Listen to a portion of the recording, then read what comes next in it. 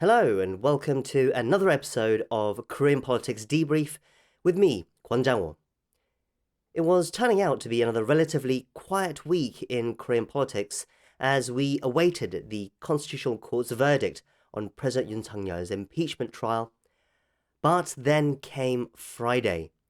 In a surprise announcement, the Seoul Central District Court said President Yoon should be released from detention, citing procedural irregularities, which included a miscalculation in the deadline for his indictment period by prosecutors.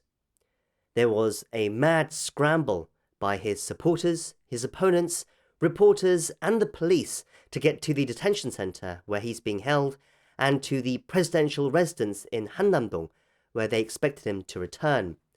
But then another technicality came to light. Prosecutors had 7 days to file an appeal against the court's decision, and so it looked like he would be staying in detention for another week, and the pro-impeachment supporters breathed a sigh of relief, but it was short-lived. Saturday morning came, and word filtered through that the prosecution was not going to appeal. In fact, there appeared to be a dramatic standoff between the senior prosecutors and the team leading the investigation. The senior officials were ordering the team to release him, but the team was refusing to file the paperwork. This was a K-drama playing out in real life, a scene straight out of the Netflix series The Whirlwind from last year. In the end, the team caved. They had to cave, and President Yoon was released. He returned triumphantly to the presidential residence on Saturday afternoon, waving to his supporters as he did so. So what does all this mean? Well, first, the Corruption Investigation Office for High-Ranking Officials, the CIO, is getting a lot of flack. This is the body that was leading the investigation with the prosecutors, and so they are ultimately responsible for what happens with this case. There had already been many legal experts who had pointed out procedural oversights and carelessness in their handling of the case. For example, while they might have gotten away with the timing of the indictment in most normal cases, this isn't a normal case. They failed to account for every eventuality. They failed to cross every T and dot every I. But more fundamentally as well, the court also said there were other issues about how the CIO and the prosecutors divvied up the investigation. It said there is a need to ensure procedural clarity and eliminate doubts about the investigation's legality. Now, some have argued that this is a good thing for the case, a wake-up call for the CIO and the prosecutors before it's too late. But in the meantime, their reputations are taking a heavy beating.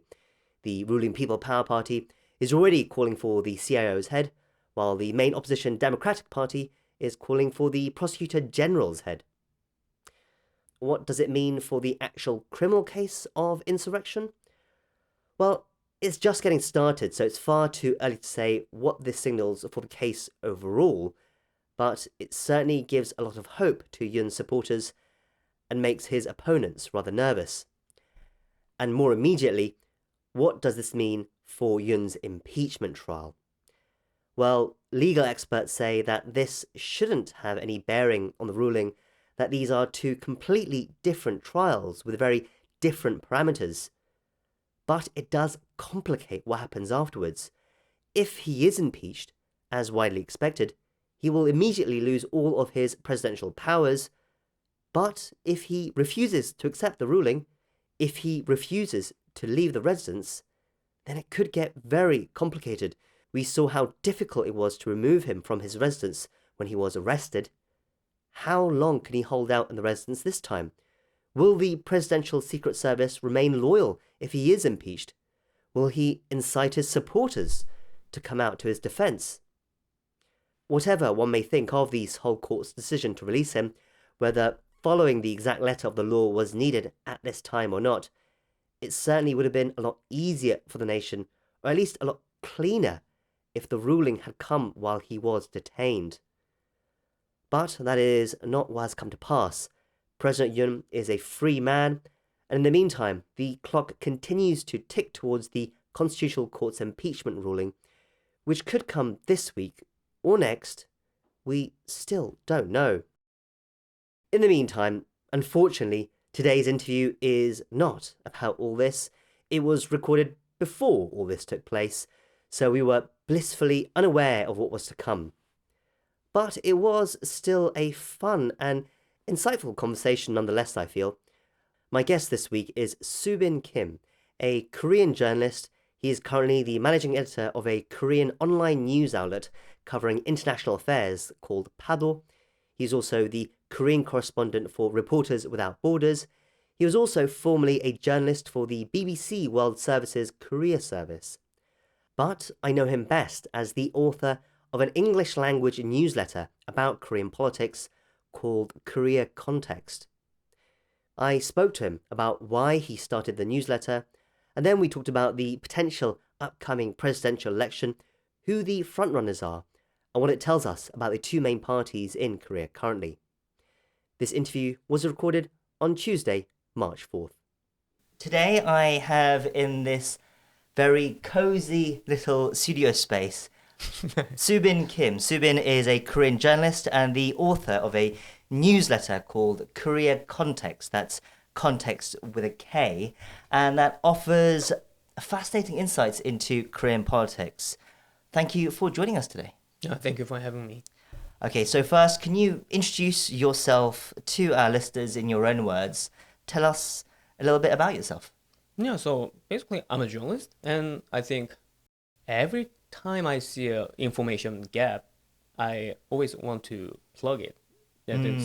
Basically, that's what I do, I think.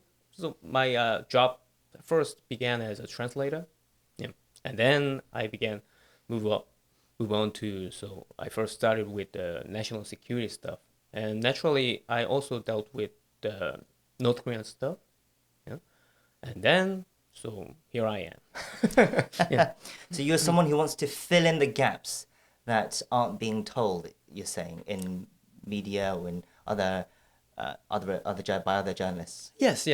So naturally we are moving to the next question. So the reason why I started my newsletter is that sometimes there are lots of very good English publication on South Korea, like the Yonhap has its English service, and Korea Times, Korea Herald, and then there are lots of English publication on South Korea, but they are very good at reporting straight news. Right. Right? Yeah, but well, I wondering about if I am a foreign people living in South Korea and who are interested how things are going, yeah, beneath the surface. Yeah, so but I think still for that matter, the Korean media landscape has little to offer for that kind of needs. So that's what I started my own newsletter. So I always try to give more context. So that's the reason why I put the word context in my title of my newsletter. I think that's what I really appreciated about your newsletter. As you said, when it comes to the English language media that covers Korea, it's very good for straight news, as you said, but there's not a lot of color. There's not a lot of, as you said, context. If a Korean person were to read, I think, the English language coverage of South Korea, they'd get the basics, but there'd be so much more to say about Korean politics. And so that's why I always appreciated what you did. You covered topics that weren't getting a lot of attention in Western media. For example, Kim Jong-un and the polling that he did during the general election last time, his own polling, essentially. So he's, for those who don't know, he's a media personality who's you've described as the Korean left-wing Tucker Carlson. Yes, I did. So yes, he essentially said he didn't trust the mainstream pollsters like Real Meter and Gallup. So he essentially started his own polling company, right? Not company, but he essentially commissioned his own polls. Yes. So basically, I think he is a very bad influence to South Korean politics. So, but he's a very smart person. Yes. Right, and he has a very passionate following.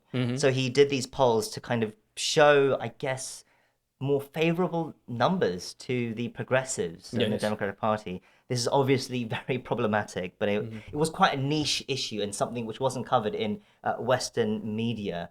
And so I appreciated you touching upon it in your newsletter as well. I think that's the kind of service that you provide with your newsletter. Yeah. So one thing I made my fixation to Kim Il-jun is that he somehow have seen power, so being able to generate garner what people think in the banner of opinion polling. Somehow you can exert power on what people think, because it is supposed to be the opinion polling is, by definition you want to gauge what people think. Right. Yeah, but after you publish this, it also became kind of a tool almost by parties Yeah, to yeah. kind of to show like who's getting more support or not. For example, at the moment, there's a lot of support for the PPP, for the People Power Party, the ruling party.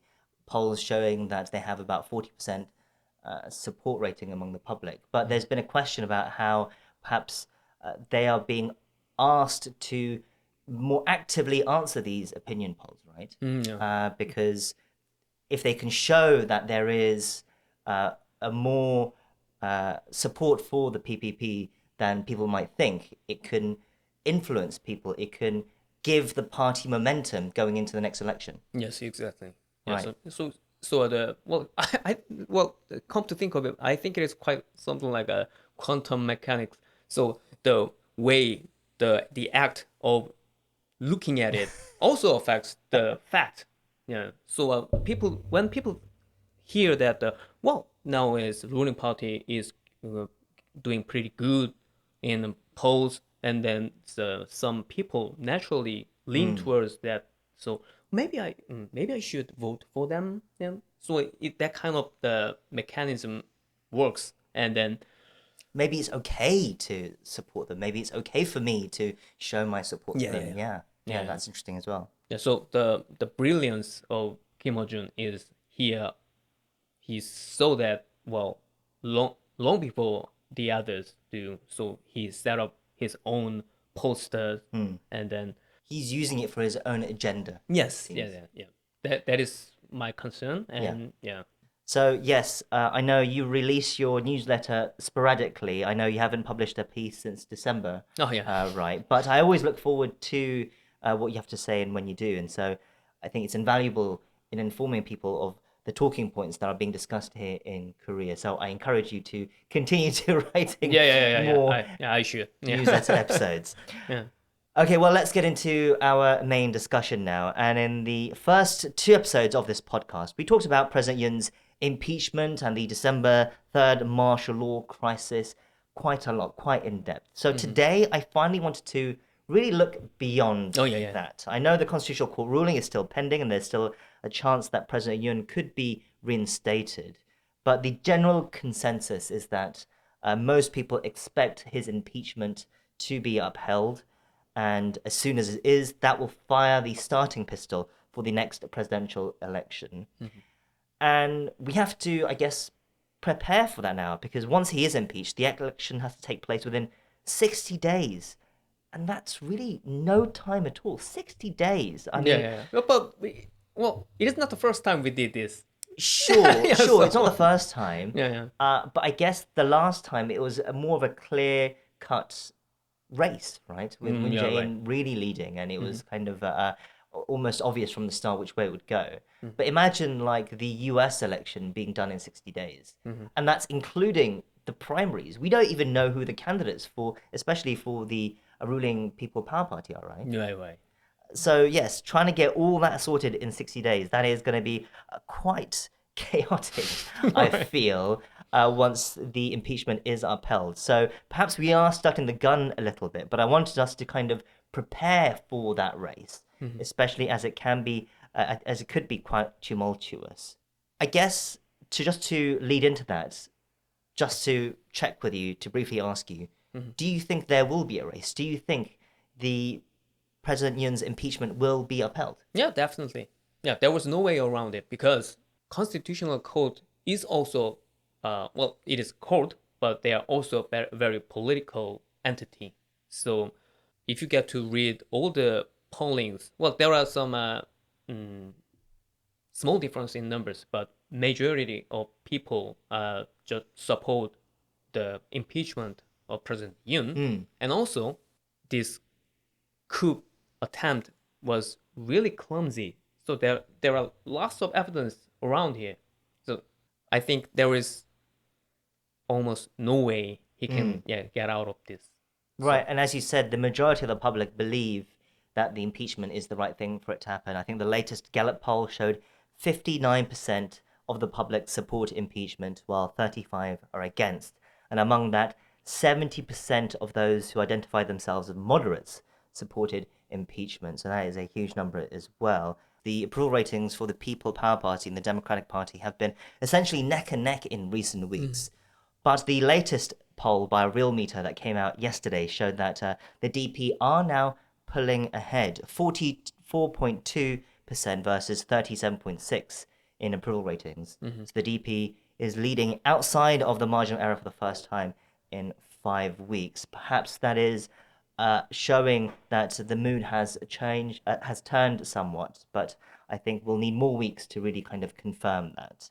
Yeah, these, well, when you try to look too closer to these facts, the opinion polls and things, you can just lose the big picture. But the big picture here is that the PPP, the Korean ruling party, is the party of the president who tried to overturn the democratic order of this republic.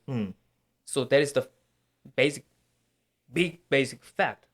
So the way I read these recent opinion polls, so sometimes even the ruling party even enjoyed a little bit of the leading in the polls recently, but I think that has to be read more about the people's concern about the Democratic Party's the hubris, I think. So that public's warning to the hubris of the opposition.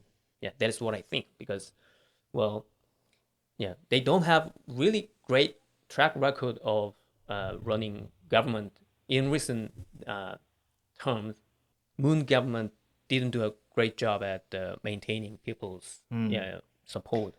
Yeah, so they lost to the Mr. Yoon. So from the moment he quit as the head of the presidential, prosecutor general, prosecutor general, to become the front runner of the presidential race, I think the gap is a little less than 4 months.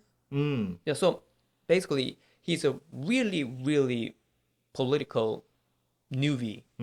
Yeah, and then Mr. Lee Jae-myung lost to him.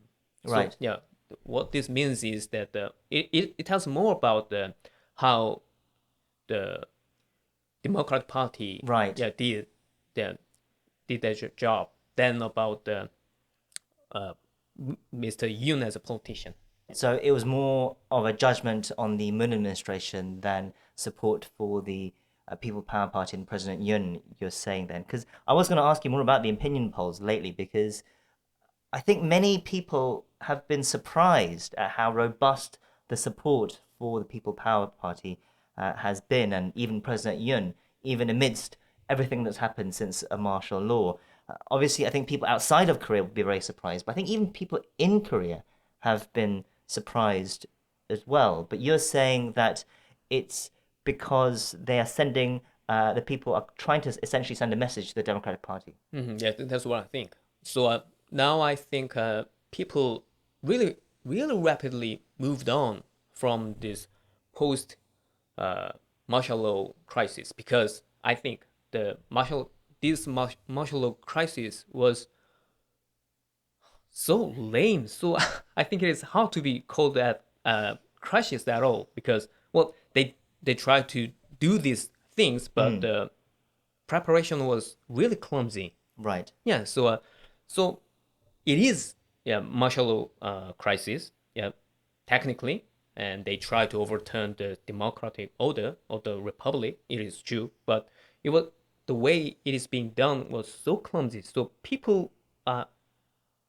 didn't now don't think it is too yeah hard. Yeah, don't think too hard about it. Right. That is my impression. So they're fastly moving on to the who is going to be next president of this country. So the opinion polls, you're saying they're not the judgment on President Yoon or martial law. You're saying the people have already moved on from that. Yes. And so the opinion polls are more about the parties ahead of a potential presidential election. What have you made of how the two parties have dealt with the martial law crisis and the impeachment subsequently? The PPP, they've dug themselves in quite hard to supporting President Yoon, right? Yes. Well, the key voters will be as you always did, the moderate voters and some undecided or swing voters. So Korea has a huge percentage of swing voters, right? Something like 20, 30%. Yeah. The key is to how to get these voters. So I think so. Basically, PPP is President Yoon's party. So basically, I think there is no way for them to win this next election. But the best they can do is trying to be more apologizing and trying to how they can revive the democratic order of the countries, and so that is what they should do, I think. But they're not doing that. Yes, which is exactly, I think, counterintuitive to what a lot of people are thinking when they saw martial law happen. I think most people, especially moderates, assumed that the party would distance themselves with Yoon and it would be a chance for the party to turn a new leaf. But it hasn't happened. Yes, so there was a little bit of moment that Mr. Han Dong-hun, so he's tried to leaning on to this moderate side. Yeah. The former People Power Party leader. Yeah. Who condemned the martial law when it happened. Yeah, so there was a chance, so the PPP can repent and born again. Yeah, but hardcore supporters of President Yoon took the upper hand. Yeah, because so it is about the way so for a politician it is very much important for them to maintain their seat in the National Assembly. So all problems begin from this fact. Right, so you're saying that the lawmakers aren't interested about winning the presidential election. Well, I'm not saying they aren't interested, but they're more interested in maintaining their own seat. Yes. Right, in future general elections. Yeah. And the way they do that is by appealing to their conservative base. Because a lot of the PPP lawmakers at the moment who have their seats, they've won their seats in very conservative strongholds. Yes. Like Gyeongsang, Bukdo, Gyeongsang, Namdo, and all those areas, right? Yeah. So mostly the southernist of the country. So it is just like what you said, considered as a conservative stronghold. Yeah. So well, even if the PPP lose the election, they can still maintain their seat. Right. So even if they lose the presidential election, that doesn't affect the lawmakers themselves directly. Right. So I think there is a incentive structure is this skewed. So usually there are the two different incentives for these PPP politicians. So one is to maintain their seat in the National Assembly, and two is that if they can get to win the presidential election, they can hold much more great power. But because it is more important for them as an individual politicians, so maintaining their seat in the parliament. So that is, I think, that is what is making them keep making bad decisions. Right, especially because, as we said, they need to win the district that they're being voted in, and their districts, as we said, are conservative strongholds. And so you need to appeal to the conservative base rather than a more moderate base, which would be perhaps in other cities like Seoul, for example. But for them, on a personal level, they don't gain by going down the more moderate route. They gain by shoring up their conservative stronghold vote. Yes. So interestingly, the same thing is happening in the constitutional court right now. So Yoon's lawyers, not well. Have you seen the way they're defending Mr. Yoon? They're doing a really bad job because their interest lies not in defending their defendant properly, but getting their next career opportunity. Because so many of these lawyers probably thinking about if I do this. So you're saying they have political ambitions? Yes. So Interesting. if they are really diligent, well, I wouldn't say honest, but if they are diligent lawyers who are trying to win the case. Trying to win the case, they shouldn't do that kind of this defending things. So, but basically they are doing just shouting and repeating something that should be told at a political rally. Not just not for the code. So what they are thinking is that they are all into that getting the next winning the primary tickets for the next general elections. Probably the conservative stronghold. Right. Yeah. So that is. So I sometimes feel pity for Mr. Yoon. So he has a lot of people around him, but none of them is really interested doing something for him. Yeah. So I sometimes feel a little bit of pity. Okay, so that's the background, I guess, the setup for the next potential election, which we all agree is very likely to come. Both camps are already essentially laying the groundwork as we speak for the presidential election. And so I wanted to today also run through some of the leading candidates, because I think it gives us a good sense of where both parties are currently, and before it gets all chaotic, before the impeachment happens, and before all that starts, I kind of wanted us to take stock of where things stand. So let's start with the Democratic Party, because the most likely outcome at this point is that the party chief, Lee Jae-myung, will become the next president, right? Yeah. First, there's no one else who can really challenge him at the moment, right? Yes, so there is little doubt. I don't think whoever wins the primary in the PPP's primary wouldn't change the fact the DP is going to win this election. Yeah, basically. So, and also there is no other serious contender inside the DP who can challenge the current leader, Mr. Lee Jae-myung. But there is a small but not small the factor, so-called, South Korean people always call it legal risk. Yeah, 사법 risk. So he has a lot string of legal challenges in the court. So I think this alone is the single most biggest factor in this election.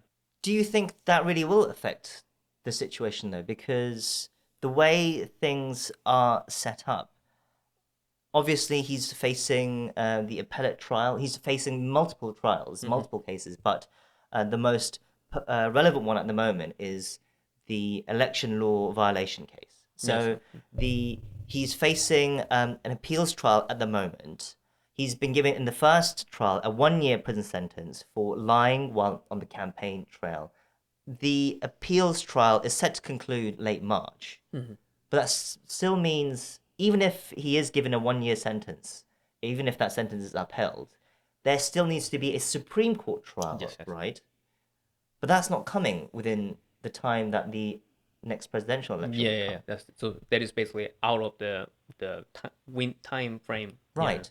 So even if he is given a 1-year prison sentence in this second trial, in this appeals trial, if the Supreme Court ruling isn't going to come before the election, then does it matter?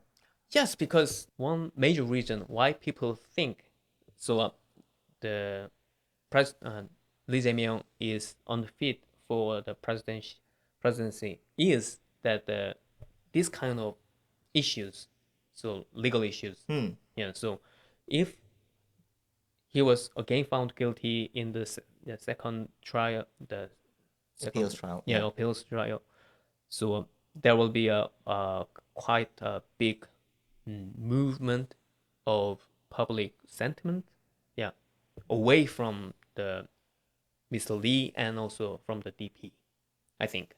So that will agitate the small contenders in the party. So they are trying to take this moment.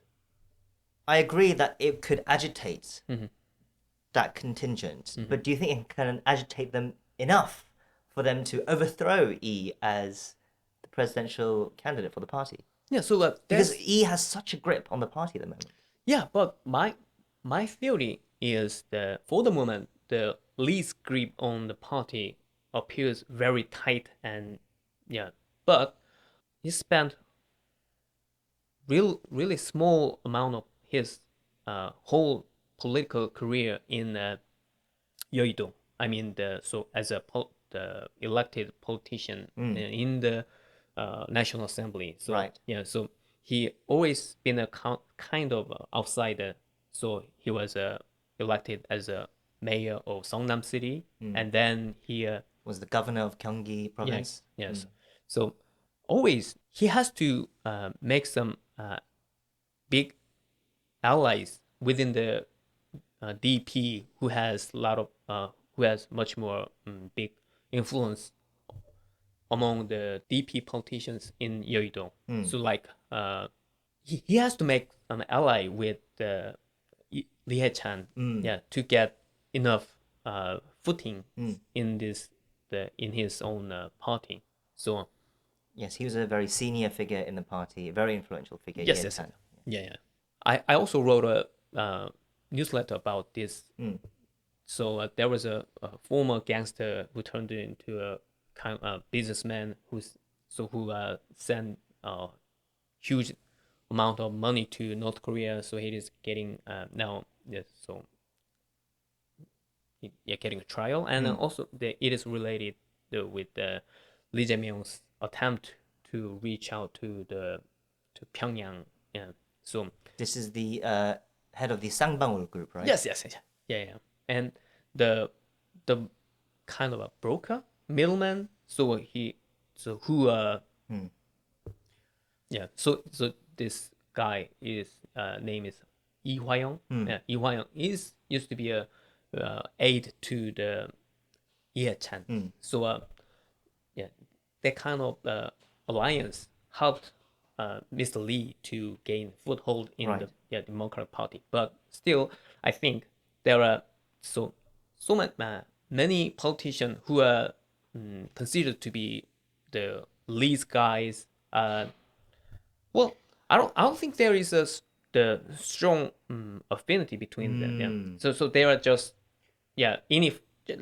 just like a regrouping of oases. So they're just in for money, kind of. Right. Okay. Yeah. So they're looking to take advantage of, I guess, E's popularity, but you're saying E doesn't have the strong roots in the party. Yes. So they could quickly turn against him, you're Yeah, saying. yeah.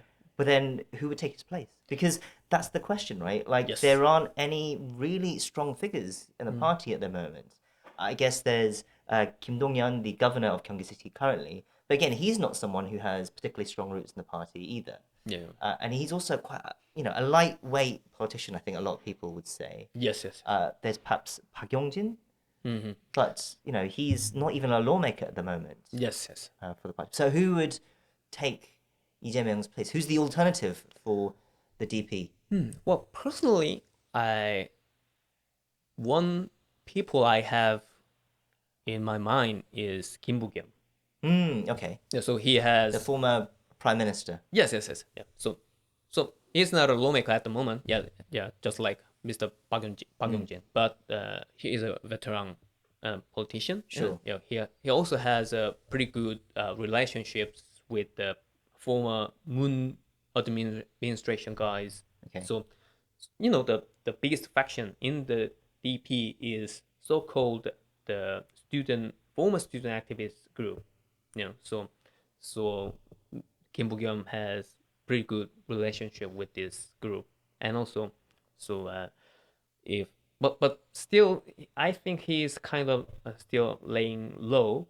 Yeah, but if the appeals trial, the result of the trial goes against him, against Mr. Lee, probably there will be some kind of agitation and movement. So it rests on the appeals trial. Before we move on, just give me your sense.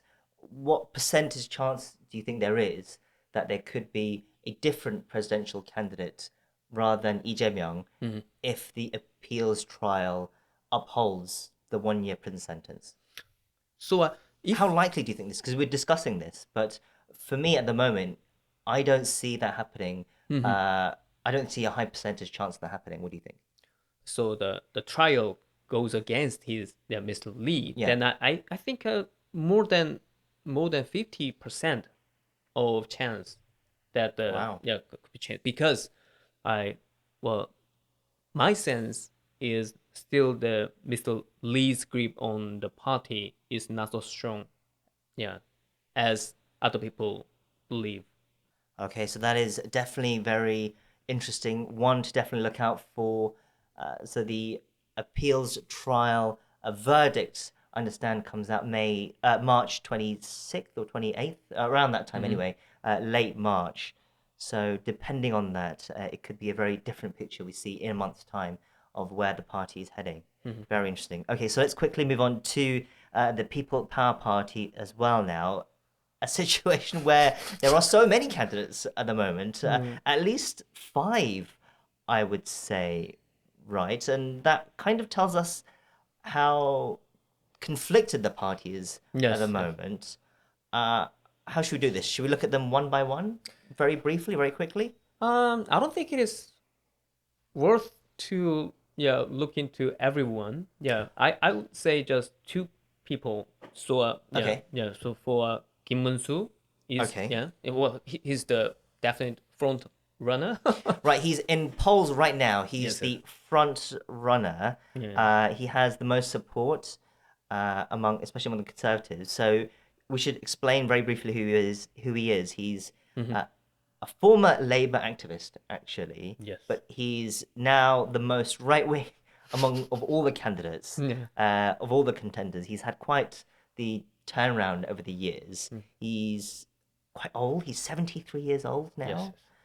He's currently the Minister of Employment and Labour, and he's also famous for saying some very extreme and controversial comments in the past.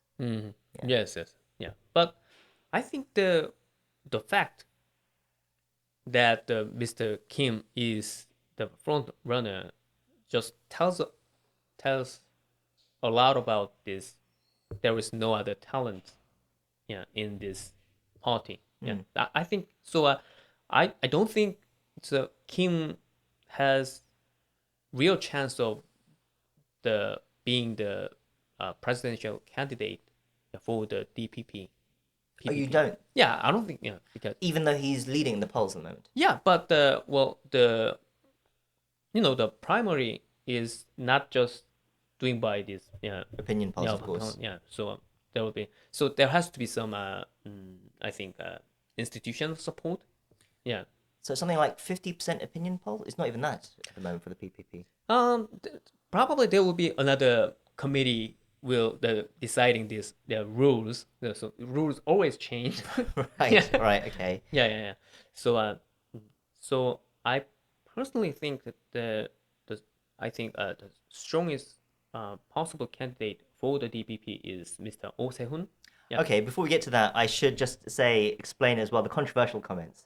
Let me quote the Korea Times. In 2019, during a debate hosted by the Conservative Party, Kim said that President Moon Jae-in deserved to be executed by firing squad for his handling of state affairs. And then in a 2022 parliamentary session, Kim accused Moon of adhering to Kim Il-sung's ideology, referring to the founder of North Korea. So yes, he is quite the fiery figure. I guess these sorts of comments are what would disqualify him essentially as the potential party candidate for the party. Well, I think Because there's no way these sorts of comments would win over any moderates in a presidential race, right? yes, and also if they And are these comments will be played on repeat by the opposition, by the DP. yeah. So there is I don't think there is no way that for him to get the party confirmation. It can be sometimes very flexible, but because since he used to be one of the fiercest labor activists of the history of South Korea, so sometimes he makes a pretty striking comment. Sometimes also just sounds like he is a still left winger. Yeah, but he's just a individual still. So the politician needs some so Support within the party. yeah, you need the team of aides and you need some financial backings, and then so the reason I think Mr. Oh Se-hun is a strong contender is that he is currently mayor of big Seoul city, so he has institution, he has people, tons of probably good aides, and then Right, so just to explain here, Oh Se-hun, he is the current mayor of Seoul. He's 64 years old. He's quite a slick operator, I would say. He's quite slick in his image. Clean cut more than, for example, like Kim Won-soo. And yes. he's held long ambitions to become president, Yeah. it seems. And that was one of the reasons he ran to become mayor of Seoul in the first place, right? Because he saw it as a stepping stone to become president. Yes. So just like you said, he has a pretty good slick image, but he's also famous for making a bad decision every time in a really critical moment. Like so, he just gave up his mayorship, years ago. Yeah, so there was a voting about these free meals for every student. Right, so we should explain. So he's currently the mayor of Seoul, but he was also the mayor of Seoul many years ago as well, something like 10 years ago, right? Yeah, about that. And yes, and he was against free school meals. Yes. Of all things to be against. So he to be unpopular again. So he bet his mayorship on the voting. So if the voting turns in favor of this free school meal, he will abandon his job, and then actually that's what happened. Yeah. But that's the thing. So I guess people, although they might see him as a leading contender for the PPP, there's also concern that he's not heavyweight enough. Yes. Right? Yes. Yeah. That he's a bit lightweight. Yeah.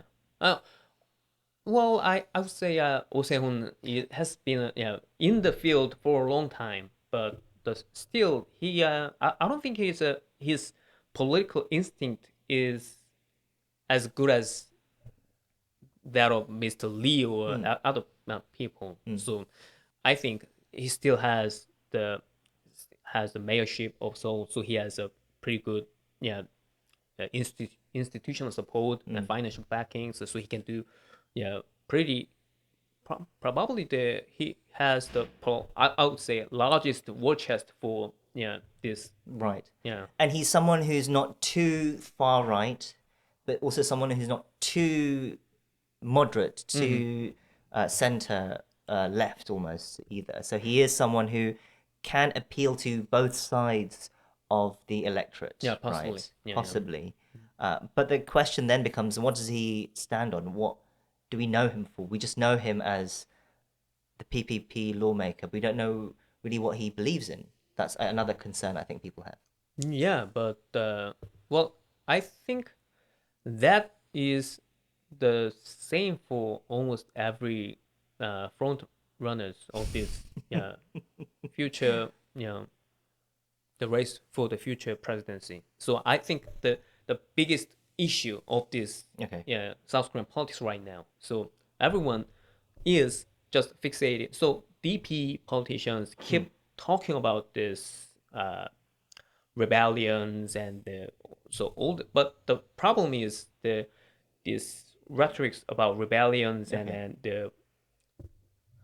the this insurgency and thing that it doesn't I don't think it is the resonates enough in the people's mind, because if there was some bloodshed during the coup attempt, probably people will take care more about it and then probably resonate more soundly about these rhetorics. But the thing is, it is more like wow wow wow wow situation. So there was no big. I it is tackling serious attempts and attacks on the democracy, but in reality, it's just like a So you're saying his support, his kind of careful support for President Yoon, you're saying it was not going to be an issue. Is that what you're saying? I would say the DP is trying taking too much focus on the martial law stuff. Right. Okay. So that is not going to win more votes they are currently enjoying. Okay. Yeah. So in order to get the real the vote from the moderate voters, so it applies to the everyone in India. So the lack of vision for the future of South Korea, as a society or economy. Okay, then. So you've identified Oh Se-hoon and Kim Moon-soo as the two main contenders that we should be looking at for the PPP race for to become president. Some other names we should, I think, briefly mention. Hong Jun-pyo, the mayor of Daegu, and he's also the former presidential candidate for the party who went up against Moon Jae-in. He's has a quite interesting following among young men, right? But that's what people say. But I personally, I have a strong skepticism about this. Is he really getting some support from the youngsters? Well, in the head-to-head polls against Lee Jae-myung recently, he came second after Kim Moon-soo, more than Oh Se-hoon or Han Dong-un, anyone. So there does seem to be some support for him. Yeah, probably. Yeah, but I personally don't think he is. Well, he lost the race before, and now my impression is he's getting becoming more and more irrelevant to the core political discussion. So I will also make some would like to make some comment about Mr. Han Dong-hun. Yes, so Han Dong-un, he is the former PPP chief and former prosecutor. He is the youngest among the contenders, 51 years of age, very young for Korean politics, especially for someone who's running to become president.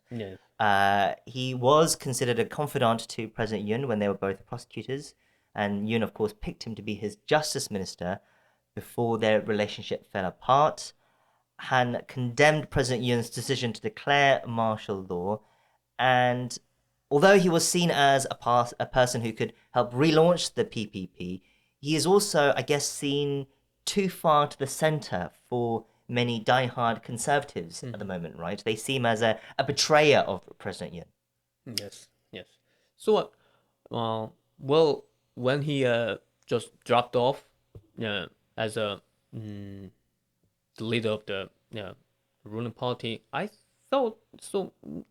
Well, my impression was that now he is now giving up the career as a politician, but now he's preparing return. So Right. yeah, He so released a book recently. yes. Usually that is the sign. Yeah, he wants to run. So Exactly. yeah, Like in the US as well. yeah.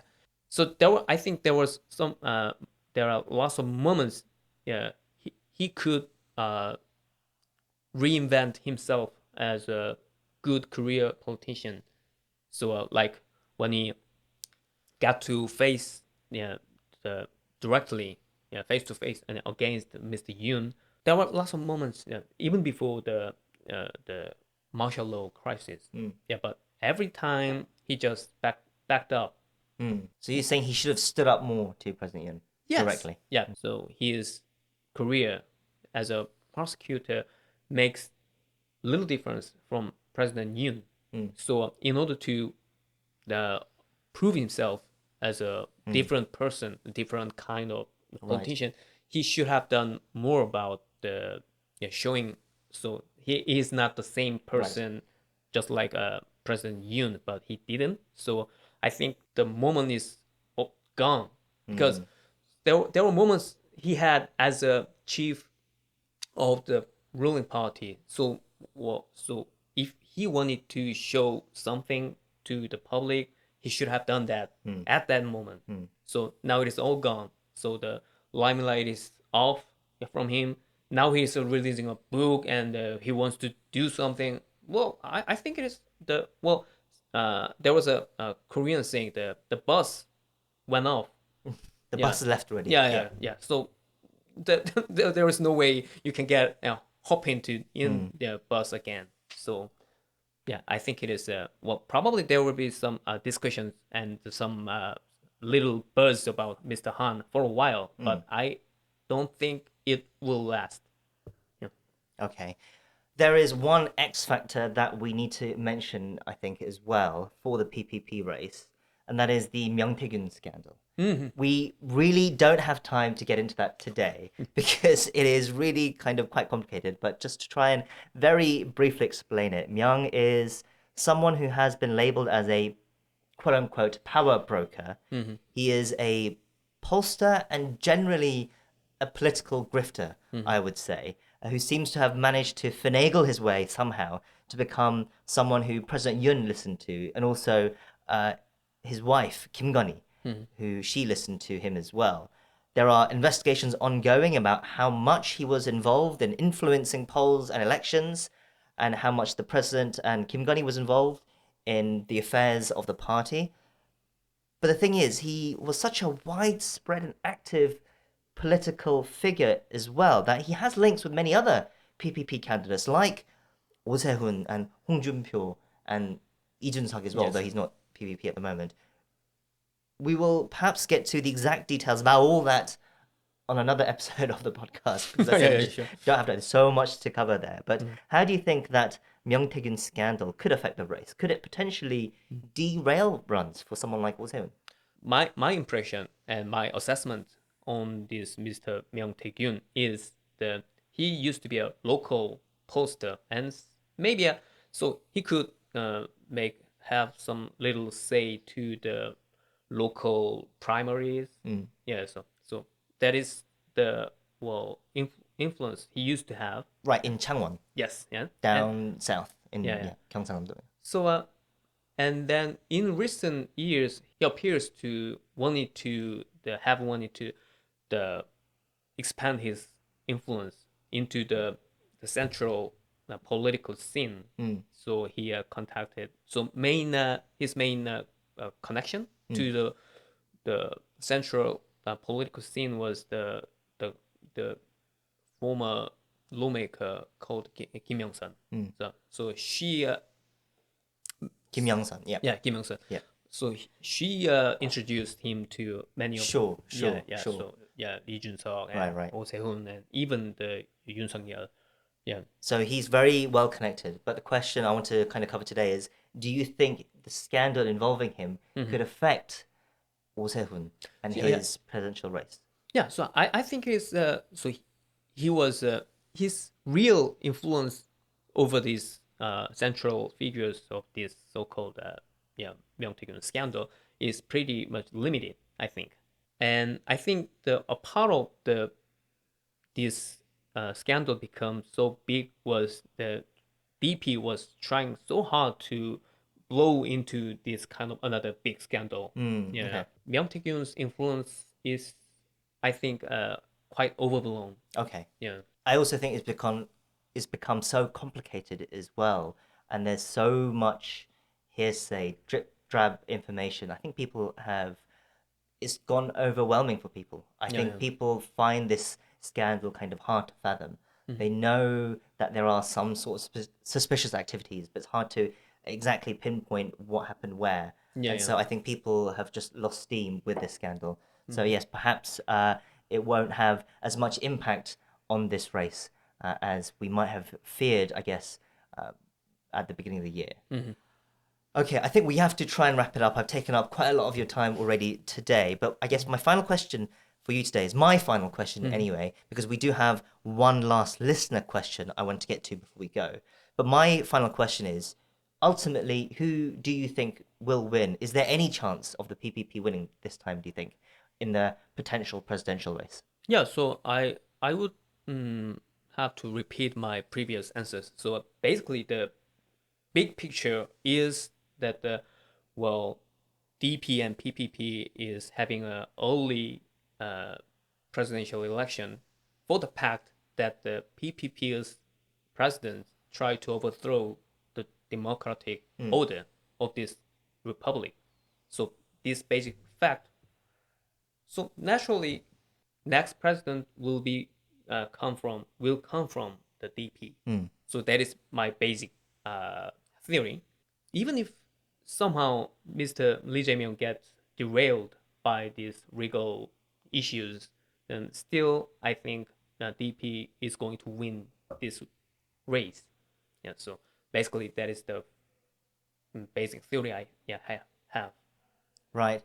I also think for now it does look like Lee Jae-myung is the most likely person to become the next president. Yes. But we will see his legal issues, and I am still very much interested in the PPP race as well, because I think that will give us a sign of where their party is headed, depending on who they choose. If they go with someone like Kim Moon-soo, that shows they are going quite hard right, really appealing to their support base. But if they do go for someone like Oh Se-hoon, so if they do go with Oh Se-hoon, that shows they are more willing to kind of turn a new leaf and put the impeachment behind them and President Yoon behind them and kind of look ahead.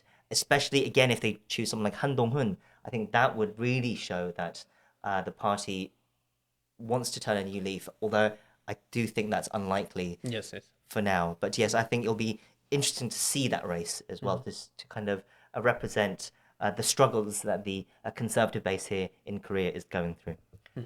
Okay, let's end with one final listener question. And this comes from the username Bettina from the Blue Roof Discord, which is the Discord for people interested in another fascinating Korean politics newsletter called The Blue Roof. So Bettina asks, which big topics are or will be driving the election? Is the focus solely on the impeachment, or do the hopefuls have other platforms that they are running on, certain policies or a political style they represent? So this goes back to something we were talking about earlier, right? From my basic theory, so DP is most likely going to win this election, and then so I think they should provide more vision for the future Korea, but they are still, from my perspective, they are still just fixated on these martial law issues. Well, it resonates pretty good within their own core supporters, yeah, but it doesn't really make some appeals to the moderate voters also reflects that they have little visions about what future they are envisioning for the South Koreans. So now the Lee Jae-myung began to talk about some economic issues of the South Korea, but it is all about just trying to appeal to the center-right moderates. For example, they're trying to, at the moment, reach a deal where the semiconductor workers are not bound by the 52-hour work week. That is something is controversial, that there are disagreements within the DP at the moment about whether that should be allowed or not, and labor unions and whatnot. But that is a more right-wing policy that he has kind of leaned towards now. The phrase that I really like in Korea that they use whenever there are policies like this is wu-click, right-click policies. Yes, yes. Right. Yeah. Like just kind of dabbing to one policy which is not really a DP policy, but to try and appeal to a wider base. Yeah. This is going to be another topic for the show, but it also reflects the core supporter group of the DP is changing. Because we usually say 586 generation, so who used to be in their 50s and who went to college during the 80s, and so from the previous administration, like President Moon or President Roh Moo-hyun, so they always projected themselves as an underdog against the conservative, wealthy, the landlords. That's the image they used to put on their mind when they think of the core conservative voters. Right. Yeah. But now they became a kind of a landlord. Yeah. So now, this leaning to right of this DP's some policies, and it also reflects that the core supporters, their social status, socio-economic status has moved on, so they became now established. Right. Yeah. So so that is actually another topic for the show. But definitely. Yeah.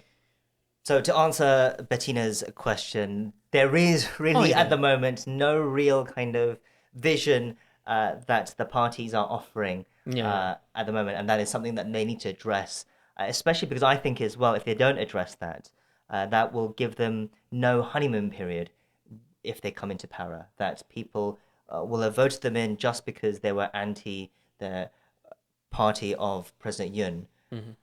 And therefore they won't be judged kindly if they don't get things right away. Yeah, because now the storm is coming, like the healthcare issues. Yeah, medical healthcare, there's pension reform, there's the US, Trump risk, the tariffs and all that. There's huge economic risks coming. Yeah, so it's really a difficult situation that whoever comes in to power next, a really difficult situation that they have to deal with. Yeah, but no one is talking about it right now.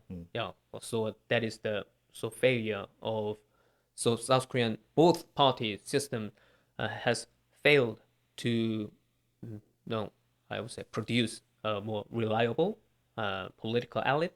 Yeah, so that is the big I think a huge failure of this current South Korean politics.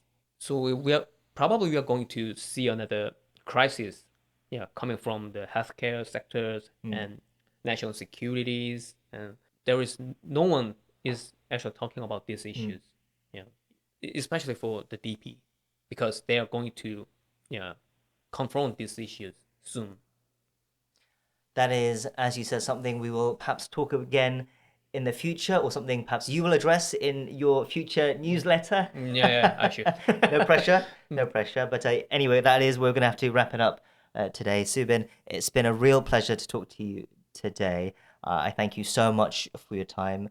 I'd love to have you on the show again at some point, but for now, thank you once again, and goodbye for now. It's been fascinating. Yeah, thank you. Right, so that was Subin Kim, the author of the newsletter Korea Context, and it looks like my gentle prodding for him to continue writing the newsletter worked, because in the last day or so, he just published a new letter on President Yoon's release. He talks about the surrealness of it all, name-checking David Lynch in the process. So do check that out. That's koreacontext.com. Once again, that's context with a K. And that's it for another episode of Korean Politics Debrief. As always, please email if you have any questions or suggestions for the show, koreanpoliticsdebrief@gmail.com. For those watching on YouTube, I apologize for the video cutting out in the last section. I'm still getting to grips with managing everything as a one-man band. Please bear with me through these growing pains. I'll be back with another episode next week covering the dynamic world of Korean politics once more. This podcast has been brought to you by me, Kwon Jang-woo, our guests, and the help of my wife, Nami Cho. Thank you for listening, and bye for now.